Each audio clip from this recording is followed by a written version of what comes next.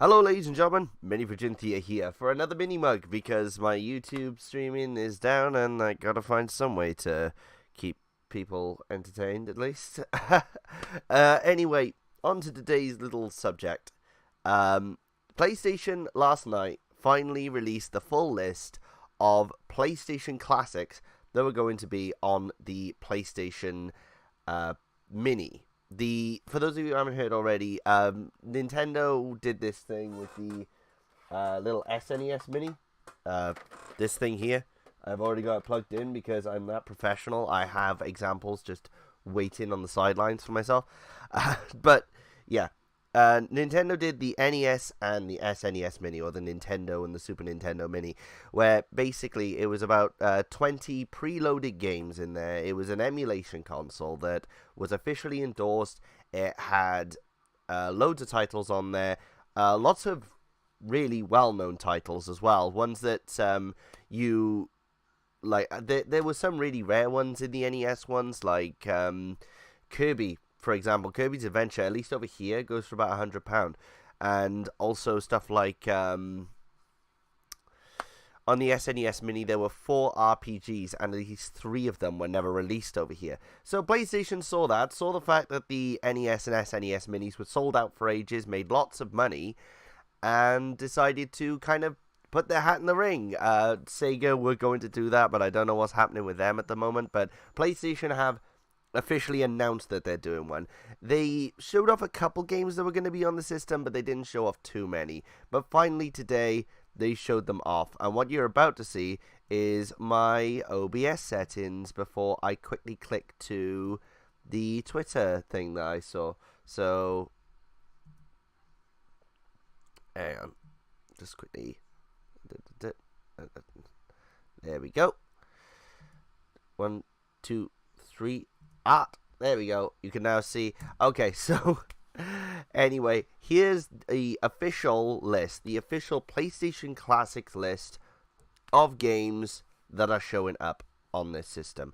So for those of you who can't read it, maybe it's a bit too small on your screen, I'll basically read them out. Battle Arena Toshiden, Cool Borders 2, Destruction Derby, Final Fantasy 7, Grand Theft Auto 1, Intelligence Cube, Jumping Flash, Metal Gear Solid, Mr. Driller, Oddworld's Abe's Exodus, or is that Odyssey? Yeah, Oddworld Abe's Odyssey, Persona 1, Rayman 1, Resident Evil 1, Ridge Racer Type 4 or R4, Super Puzzle Fighter 2 Turbo, Siphon Filter, Tekken 3, Rainbow Six, and Twisted Metal and Wild Arms. Now, this all seems like a decent list. I mean, Final Fantasy 7, Persona, Wild Arms, they are full-on RPGs. So once again, like the SNES, you're getting your money's worth. You know, this will probably be like a £60 to £80 system. I think I saw it on Amazon for about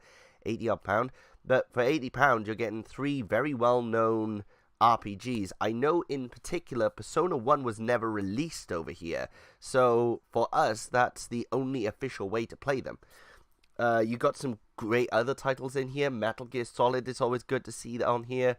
Tekken 3, Twisted Metal, once again, I adore Twisted Metal. I haven't got any of the PlayStation ones yet, so this will be a great way for me to try and play it. But then you kind of look into it and you think, some of these titles could have been easily replaced with others. I mean, don't get me wrong, I adore Resident Evil, but why the director's cut?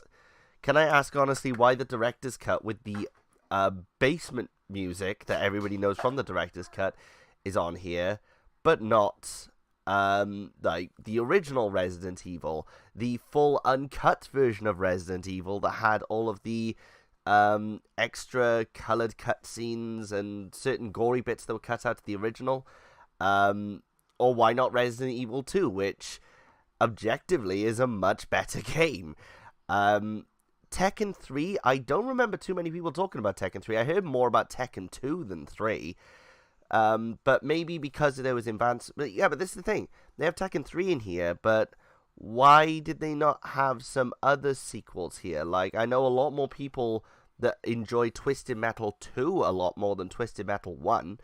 Final Fantasy 7, that was going to be in there. Of course it was going to be in here, but I know a lot more people that prefer like 9 or like 8, they talk about more highly than 7. 7 is well known for being like the entry point for a lot of people, but I think a lot more people say that 8 and 9 are better games. And then there's just titles that didn't need to be here. There's some that could be easily swapped around with others in their franchise, like Rayman. I would say Rayman 2 Great Escape, but I think Rayman 1 is a lot more well known for being a PlayStation classic, so I don't mind that. But Cool Borders 2, yeah, it sold well, but I don't know many people that I think were begging for an emulation of it to be on their £70 to £80 console. Intelligence Cube, I don't know many people who know that game. I know it because it randomly appeared in my hand one day. Mr. Driller, I know more people talking about the one on DS than anything else. So there's just a lot of titles here that either downright confuse me, or I just think they didn't need to be in this collection. I'm going to name 3 main franchises, and I think you guys know exactly which ones I'm talking about. Crash Bandicoot, Spyro, and Medieval. The Crash Bandicoot remake has just come out. They could have easily put in Crash 1, 2, or 3. Spyro remake is coming out like in a little while, like next month or something like that. Could have easily put Spyro 1, 2, or 3 on there. And Medieval, they're talking about a remake coming out, but there's no representation here. There's a lot of Sony, like, what I would consider PlayStation classics that just aren't on here at all. I'm just looking through my list of stuff. Like, Ape Escape. Crash Team Racing, maybe. That hasn't been released recently. They haven't remade that, so the best way that people could play it would be through this. What about, I know that licenses would be a bit of a pain, but what about Die Hard Trilogy? That could have been cool to see. I don't know, it just seems like a lot of these games could have been easily swapped and changed. Like I said, Mr. Driller, I don't know much about GTA 1. I saw more as a PC DOS game than a PS1 game. I know that the PS1 version came out, but I don't know. I just think that maybe there was a lot more titles that could have been put in this game rather than the ones that are actually on this system. It's not that it's a bad lineup. Don't get me wrong, okay? I'm going to list off immediately my favorites that are on here, okay? Metal Gear Solid, Mr. Driller, Oddworld Abe's Odyssey, Persona, Rayman, Resident Evil, Ridge Racer, Tekken 3, and Twisted Metal. Those are immediately ones that I'm going to go, shit, I've either loved them or I've wanted to love them, so I'm going to give them a try. But there's other titles in here that I easily think could have been swapped out for other ones. And this is why I'm getting so riled up about it. This is the PlayStation collection. This isn't just an emulation system from any console. This is like, just some random people selling you an emulation console. You're going to see my OBS a second here, because I'm going to swap back over to my video thing. Yeah, but this isn't just any random emulation console that somebody's put on Kickstarter and promised to put loads of emulations on there. This is an official Sony product of what is considered the cream of the crop of PlayStation titles, and it just seems like, yeah, they're getting it right in some places, but not getting it quite there in others. I think that maybe, I don't know, one, I know instantly, the SNES and NES Mini have already been hacked and emulation has already been put on there, no problem. PlayStation's going to be the same route. There's no way that hackers aren't going to be able to find a way to just put every single ROM on this thing. It's going to happen, and I don't mind when it happens. But, man, there was so much missed opportunity for some other fantastic games that could have been on this system. And they didn't even have to limit it to 20.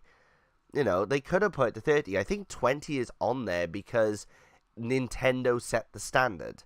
But go a bit further. If you want to beat Nintendo at their own game, yeah, you have loads of 3D titles rather than just 2D titles. But, man, you could have said, well, Nintendo has 20, let's do 30. 40 maybe. Like, that's going a bit too far. That's when I know that price would go up. And I can imagine that most of this is down to a few people with the licenses going no. Like Crash Bandicoot and Spyro are owned by Activision. I know that can be a bit of a problem. I don't know about the other Oddworld games, but I know the Odyssey is considered like the classic one, so I don't mind too much about that. But I don't know. I want to get your opinion on this. What do you think about the PlayStation Mini? Are you going to buy it? Give me your comments down below of what you personally think of this thing. I am going to get it. I'm probably, you know what? I'm going to unbox it. I'm going to review it. I'm going to say that right now. When it comes out, hopefully, as long as everything goes all right, I'm going to get it. I'm going to review it. I'm going to play it on stream. So, you know what? Anything could go right, anything could go wrong with this system. I just want to know what you guys think. And if you were watching, thank you so much for watching and getting to the end of the video. If you want to see more of me, I do Twitch and Stream.me streams. You can find the links in the description down below, and I will also leave links to the particular tweet and hopefully a blog post that you guys can properly see the list and see the trailers and everything like that. So until next time, make sure you follow my social medias, and thank you once again. May your fridges be ever full, and I will see you next time. Bye bye.